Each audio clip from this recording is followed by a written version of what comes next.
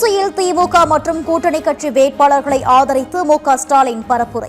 குடியுரிமை திருத்த சட்டத்தை இபிஎஸ் ஆதரிக்கிறாரா எதிர்க்கிறாரா என முதல்வர் கேள்வி.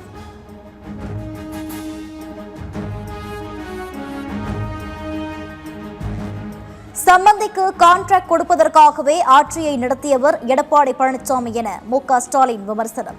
இல்லத்தரசி கூப்பன் திட்டத்தை ஊழல் திட்டம் என விமர்சித்த எடப்பாடி பழனிசாமிக்கு பதிலடி. மக்களுக்கு நேரடியான 8000 ரூபாய்க்கான கூப்பனை தரப்போறோம். நம்முடைய இல்லத்தரசி திட்டத்தை பார்த்து இன்றைக்கு வயிறு எரிஞ்சு அது ஊழலுக்கான திட்டம்னு சொல்றாரு. யாரு? பழனிசாமி சொல்றாரு. எந்த பழனிசாமி? சம்பந்திக்கு கான்ட்ராக்ட் கொடுக்கிறதுக்காகவே ஆட்சியை நடத்தின பழனிசாமி. மணிப்பூர் உத்தரப்பிரதேசத்தை போல தமிழகத்தை கலவர பூமியாக்க பாஜக திட்டம் என முதல்வர் குற்றச்சாட்டு. படையப்பா திரைப்பட வசனத்தை சுட்டிக்காட்டி என்டிஏ கூட்டணிக்கு யார் தலைமை என திமுக தலைவர் ஸ்டாலின் கேள்வி. மாப்பிள்ளை அவர்தான், ஆனால் அவர் போட்டிருக்க சட்டை என்னோடதுன்னு நம்ம சூப்பர் ஸ்டார் நடிச்ச படையப்பா படத்துல வர்ற காமெடி மாதிரி இருக்கு. நான் தெரியாம தான் கேட்கிறேன். கூட்டணிக்கு அதிமுக தான் தலைமைன்னா அதுல இருக்கக்கூடிய சிறிய கட்சிகள் எல்லாம் ஏன் அதிமுக சின்னத்துல போட்டியிடாம பாஜக சின்னத்துல போட்டிடுறாங்க? சிவகங்கை புதுக்கோட்டையில் அதிமுக பொதுச் செயலாளர் எடப்பாடி பழனிசாமி இன்று மாலை பிரச்சாரம். அதிமுக மற்றும் கூட்டணி கட்சி வேட்பாளர்களுக்கு வாக்கு சேகரிக்கிறார் இபிஎஸ்.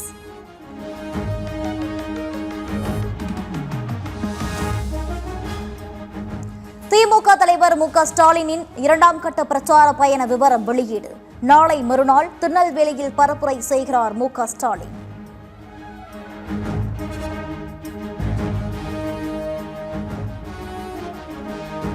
காட்டுமன்னார் கோவிலில் வரும் 4ஆம் தேதி வேட்புமனுவை தாக்கல் செய்கிறார் திருமாவளவன். விசிக வேட்பாளர்கள் 8 பேரும் வரும் 4ஆம் தேதி வேட்புமனு தாக்கல் செய்வார்கள் என அறிவிப்பு.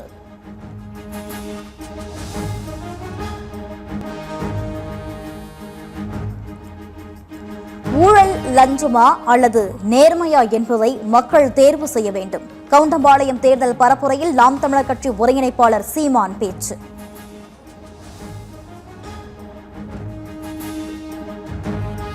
ஜோலார்பேட்டை திமுக வேட்பாளர் கவிதா தண்டபாணியை ஆதரித்து உதயநிதி ஸ்டாலின் வாக்கு சேகரிப்பு. தனது வெற்றியை விட திமுக வேட்பாளர்களின் வெற்றி மிக மிக முக்கியம் என பரப்புரையில் பேச்சு. இதுவரைக்கும் தொகுதிக்கே நான் போல, நான் போய் எனக்கு ஓட்டு கேட்கவே இல்லை. ஆனா என் தொகுதிக்கு போறதுக்கு முன்னாடி இங்க சகோதரி கவிதா தண்டபாணி அவர்களுக்கோ அந்த நல்லதம்பி இவர்களுக்கும் ஓட்டு கேட்டு உங்க முன்னாடி வந்து நிக்கிறேன். ஏன்னா என்னுடைய வெற்றியை விட அவங்க 2 பேருடைய வெற்றி மிக மிக முக்கியமான வெற்றி. நீங்க அவங்க 2 பேரை ஜெயிக்க வச்சீங்கன்னா நம்ம தலைவரை ஜெயிக்க வச்ச மாதிரி, என்ன ஜெயிக்க வச்ச மாதிரி. அதனாலதான் உங்களை எல்லாம் நாடி தேடி வந்திருக்கிறேன். ஆபரண தங்கம் சவரனுக்கு 3040 ரூபாய் உயர்ந்ததால் வாடிக்கையாளர்கள் அதிர்ச்சி. 1 சவரன் தங்கம் விலை 1,12,400 ரூபாய்க்கு விற்பனை.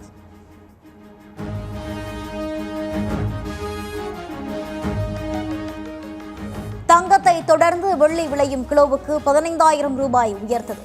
1 கிலோ வெள்ளி 2,65,000 ரூபாய்க்கு விற்பனை.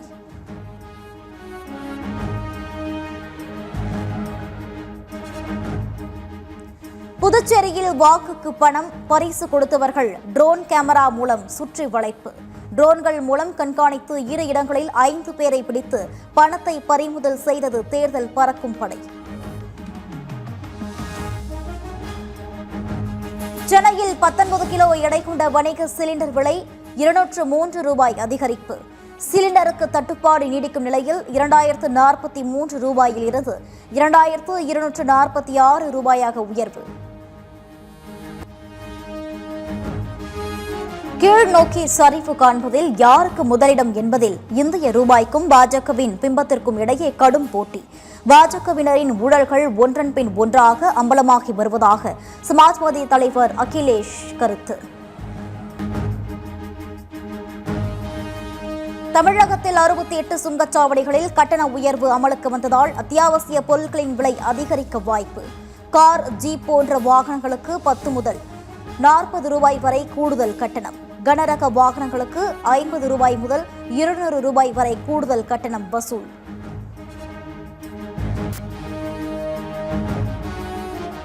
சீனாவில் தயாரிக்கப்பட்ட சிசிடிவி கேமராக்களை இன்று முதல் இந்தியாவில் விற்பனை செய்ய மத்திய அரசு தடை. புதிய விதிமுறையின்படி சீன தயாரிப்பு சிப்கள் பொருத்தப்பட்ட சிசிடிவி கேமராக்களுக்கு தர சான்றிதழ் மறுப்பு.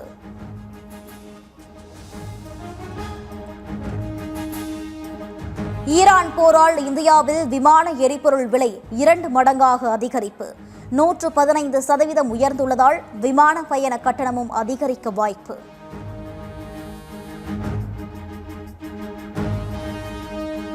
ஈரானுக்கு எதிரான போரில் உதவ முன்வராத ஐரோப்பிய நாடுகளை கிண்டல் செய்யும் அதிபர் ட்ரம்ப். எரிபொருளை அமெரிக்காவிடம் இருந்து வாங்குங்கள், அதனை ஹோர்மூஸ் நீரிணைக்கு சென்று நீங்களே எடுத்துக் கொள்ளுங்கள் என அறிவுரை. ஈரானுக்கு எதிர்கொள்ள மத்திய கிழக்கில் முக்கிய நாடுகளை ஒன்றிணைக்கும் இஸ்ரேல். நாடுகளின் பெயர்களை அறிவிக்காமல் புதிய பாதுகாப்பு கூட்டணியை உருவாக்குகிறார் இஸ்ரேல் பிரதமர் பெஞ்சமின் நெதன்யாகு.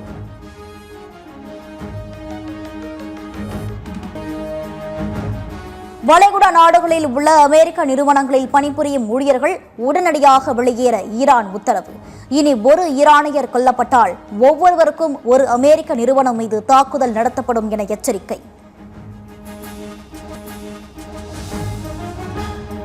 பஞ்சாப் அணி கேப்டன் ஸ்ரேயஸ் ஐயருக்கு 12 லட்சம் ரூபாய் அபராதம். குஜராத் அணிக்கு எதிரான போட்டியில் மெதுவாக பந்து வீசியதால் IPL நிர்வாகம் நடவடிக்கை.